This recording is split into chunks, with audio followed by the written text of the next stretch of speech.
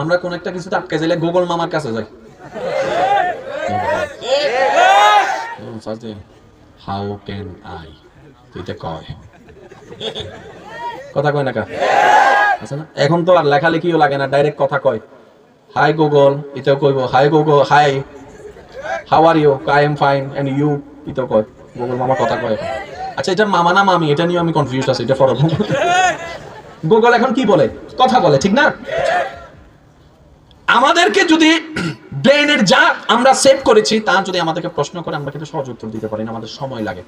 কিন্তু কোরআনের সবচেয়ে বড় মজার বিষয় কি জানেন? যে কোনো হাফেজ কোরআনকে যদি আপনি একটু জিজ্ঞেস করেন, সূরা ইয়াসিনের 4 নম্বর পৃষ্ঠা থেকে কত,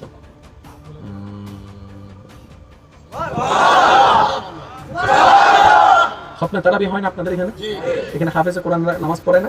আমাদেরকে জিজ্ঞেস করেন তো, এ ভাই 4 মাস আগে পড়ছো তুমি? কয়দিন আগে? এই রমজানের মাত্র 2 সপ্তাহ আগে নিয়ে কোরআন নিয়ে বসছি। আপনাকে আমাকে যদি ক্লাস 9 এর ওই জানি ভাই বোর্ড নিয়ে আবার পড়তে দেয়, করছিলাম যে এটাই ভুলে গেছি। এবার এই 6 বছরের বাচ্চাকে একজনে জিজ্ঞেস করে, কিরে আমরা অনার্স মাস্টার্স